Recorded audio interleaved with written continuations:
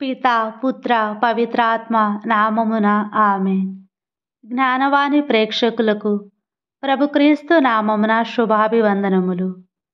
ప్రియమైన సహోదరి సహోదరులారా, ఈరోజు మనము మక్కబీల గ్రంథములో ఒక గొప్ప నాయకుడైన సిమోను జీవితాన్ని పరిశీలిద్దాము. సిమోను మక్కబీల కుటుంబానికి చెందినవాడు. అతను యూదుల విమోచన యుద్ధములో చివరి దశలో నిలిచిన ధైర్యవంతుడు, న్యాయపరుడు, విశ్వాసవంతుడు. సిమోను మొదట యూదా మక్కబీతో, తరువాత యోనాతానుతో కలిసి అనేక యుద్ధాలలో పాలు పంచుకున్నాడు. శత్రువులు ఎంత శక్తివంతముగా ఉన్నప్పటికీ దేవుడు తన ప్రజలతో ఉన్నాడు అనే విశ్వాసము సిమోనులో గట్టిగా ఉండేది. యుద్ధ విజయము బలములోనో సైన్యములోనో కాక దేవుని చేతిలో ఉంది అను ఈ వాక్యాన్ని సిమోను దృఢముగా నమ్మేవాడు. యోనాతాను మరణించిన తరువాత సిమోను నాయకత్వము స్వీకరించాడు. యుద్ధాలలో ధైర్యముగా నిలిచినప్పటికీ తన ప్రజలకు దేవుని ఆరాధన మరియు శాంతిని అందించటమే అతని ముఖ్య లక్ష్యముగా భావించాడు.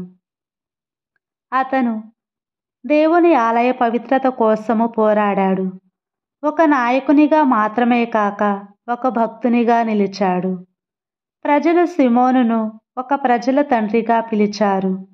ఎందుకంటే అతను వారిని రక్షించాడు, భూమిని శాంతితో నింపాడు, శత్రువులను తరిమాడు, పంటలు పండించటానికి అనువైన వాతావరణాన్ని కల్పించాడు. నాయకుడిగా అతని మనస్సు కేవలము సింహాసనము మీద కాకుండా ప్రజల సంక్షేమం మీద కేంద్రీకృతమై ఉండేది. చివరిగా తను నమ్మిన ప్రజలే అతనిపై కుట్ర పన్ని కొందరు అతన్ని హతమార్చారు. అయినప్పటికీ సిమోను తన ప్రజలకు ఒక విశ్వాసపు దీపములా నిలిచాడు. మానవ బలము పరిమితమే, కానీ దేవుని బలము అపరిమితము.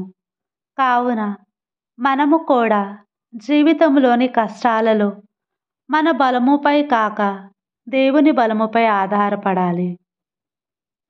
నాయకత్వము అనగానే చాలామందికి అధికారము, గౌరవము గుర్తుకొస్తుంది. నిజమైన నాయకుడు తన కోసము కాకుండా ప్రజల కోసము జీవిస్తాడు. సిమోను గొప్ప యోధుడే అయినప్పటికీ ఆయన హృదయము శాంతికి దోహదపడేది. శత్రువుల భయం లేకుండా కుటుంబాలు సంతోషముగా జీవించాయి. మన జీవన శైలి ఎక్కడికి వెళ్ళినా శాంతిని కలిగించేదిగా ఉండాలి. సిమోను త్యాగ జీవితం ద్వారా ప్రజలకు రక్షణ దొరికింది. దేవుని ఆలయములో పవిత్రముగా నిలిచే భాగ్యము లభించింది. కావున మానవులమైన మనము కూడా సత్యము కోసము, దేవుని కోసము ఆయన బాటలో నడుస్తూ త్యాగమయమైన జీవితాన్ని జీవించటానికి సిద్ధముగా ఉండాలి. యోహాను సువార్త 12వ అధ్యాయము 24వ వచనములో చెప్పినట్లుగా, గోధుమ గింజ భూమిలో పడి నశించునంత వరకు అది అట్లే ఉండును, కాని అది నశించిన ఎడల విస్తారముగా ఫలించును. సిమోను త్యాగము కూడా ఒక గింజలా పడి తన ప్రజలకు విశ్వాసము, శాంతి, భద్రత అనే ఫలితాలను ఇచ్చింది. ప్రియమైన దేవుని బిడ్డలారా, సిమోను జీవన శైలి మనకు ఒక గొప్ప పాఠాన్ని నేర్పుతుంది. అది విశ్వాసములో నిలబడిన వాడే విజయాన్ని పొందుతాడు. ఇతరుల మేలు కోసం జీవించిన వాడే నిజమైన నాయకుడు. ఎక్కడ ఉన్నా శాంతిని పంచేవాడే దేవుని మనిషి. సత్యం కోసం, దేవుని కోసం త్యాగం చేసేవాడే నిజమైన సాక్షి.